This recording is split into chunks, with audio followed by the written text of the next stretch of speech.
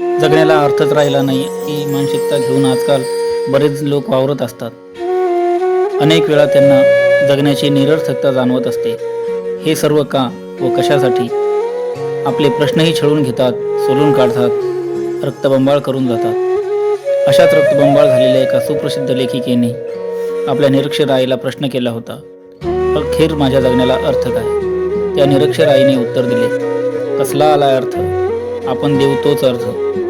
अखेर जगण्याला ज्याचा त्यानेच अर्थ द्यायचा असतो. हा अर्थ देता आला, शोधता आला तर जगणे सार्थकी लागल्यासारखे वाटते आणि माणूस यात फेल झाला की त्याला निरर्थक वाटू लागते. आणि मग मंदिरही हाऊसफुल होऊन जातात आणि तेवढीच गर्दी बारमध्ये उसळते. शेवटी प्रत्येकानं आपल्या जगण्याचा अर्थ ज्याचा त्यानेच घ्यायचा आहे, द्यायचा आहे आणि लावायचा सुद्धा आहे. बेशर्माकडे पाहून हल्ली गुलाब मनातल्या मनात झुरतो आणि जाहीरपणे हळहळतो. गुलाबाला फुलायचं असतं, ते देखील मेहनतीने. त्याच्या फुलण्यासाठी मशागत करावी लागते. निंदणे, खुरपणे, काटणी, छाटणी, फवारणी, खत पाणी हे सर्व व्यवस्थितपणे सुरू झाले तरच गुलाब फुलतो. आणि याचेच गुलाबाला जास्त दुःख आहे. आपण फुलतो पण स्वकष्टाने, पण तो बेशरम नुसता फोफावत असतो, विस्तारत असतो. त्याला ना निंदणे ना खुरपणे, खत पाणी मिळो ना मिळो, त्याचे आपले फोफावणे सुरूच. कष्टांना घेताही तो आपला वाढतोच आहे. हल्ली गुलाबाला याचेच दुःख वाटते. यासाठीच तो मनातल्या मनात सतत झुरत असतो आणि मिळेल तेथे हळहळ व्यक्त करीत असतो. हल्ली सज्जनांचेही गुलाबासारखे सुरू आहे. ते देखील दुर्जनांचे फोफावणे व विस्तारणे पाहून असेच मनात झुरत असतात आणि हळहळतातही. तो पहा किती अल्पावधीत मोठा झाला, त्याने कशी अल्पावधीतच प्रगती करून घेतली, किती लवकर श्रीमंत झाला. त्याने बंगला बघा कसा टोलेजंग बांधला, मोठमोठ्या गाड्यामध्ये तो हिंडतो. त्याने हे कसे कोणत्या मार्गाने केले याच्या खोल्यातही आता सज्जनांना जावेसे वाटत नाही. त्याने ते कसे मिळवले यापेक्षा त्याने ते मिळवले ना यावरच सज्जनसुद्धा हळहळताना आणि झुरताना दिसतात. नाही हो, आता चांगल्याचे दिवसच नाहीत. खऱ्याला कोण विचारतो? प्रामाणिकपणाला आता किंमत राहिली नाही वगैरे वगैरे. मेहनतीला आता कष्टाला कोण म्हणतो? सर्वत्र हरम्याचाच बोलबाला. जगच बदललं आहे. जग बदललं आहे असं म्हणावं तर तसेही दिसत नाही. प्रामाणिकपणाला किंमत नाही असं म्हणावं तर तसंही नाही. प्रामाणिकपण आणि अप्रामाणिक माणसाला सुद्धा त्याच्या सेवेत किंवा नोकरीत प्रामाणिक माणूसच हवा असतो. एखाद्या संस्थेची जाहिरात अजूनपर्यंत तरी मुख्याध्यापक पाहिजे, पण तो 1 नंबरचा लुच्चा लफंगा असावा अशी असत नाही. एखाद्या कंपनीची जाहिरात मॅनेजर हवा, पण अट्टल बदमाश हवा.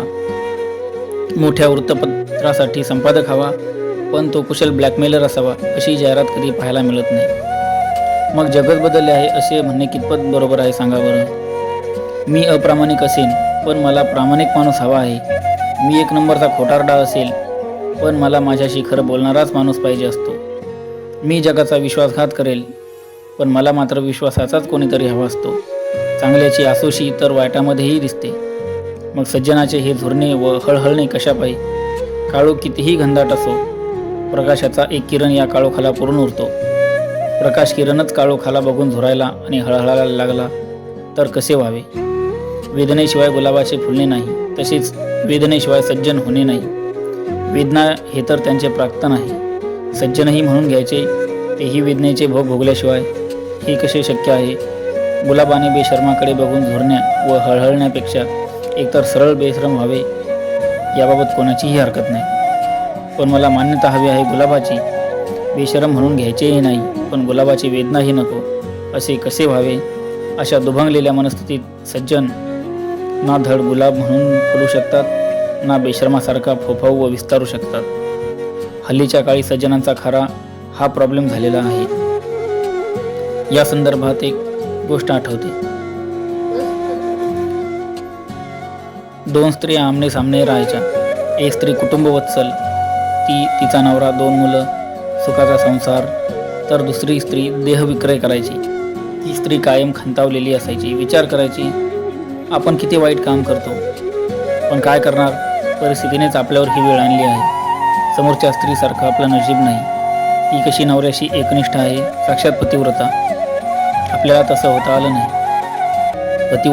पतिव्रता स्त्री आयुष्यभर नवऱ्याशी एकनिष्ठ राहिली, पण ती विचार करायची, काय आपलं नशीब, एकच नवरा आणि तोही 7 जन्मी. पण समोरच्या बाईची काय मजा, रोज नवीन नवीन व्हरायटी. आपल्या नशिबी मात्र तोच तोच.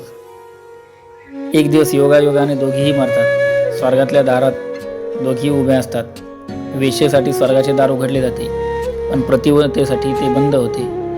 तिला राग येतो. द्वाररक्षकाला ती फणफणत विचारते, त्या बाईसाठी स्वर्गाचे दार उघडता आणि माझ्यासाठी बंद का करता? द्वारपाल उद्गारतो, बाई ती वेश्या असली तरी आयुष्यभर तिची आकांक्षा पतिव्रतेची राहिली. या उलट तू पतिव्रता राहिली, पण आकांक्षा मात्र आयुष्यभर वेश्येसारखीच राहिली. सज्जनांच्या बाबतीतही हल्ली असेच तर होत नाही ना. आयुष्यभर सज्जन राहिलो, पण आकांक्षा मात्र बेशर्माचीच राहिली. नमस्कार.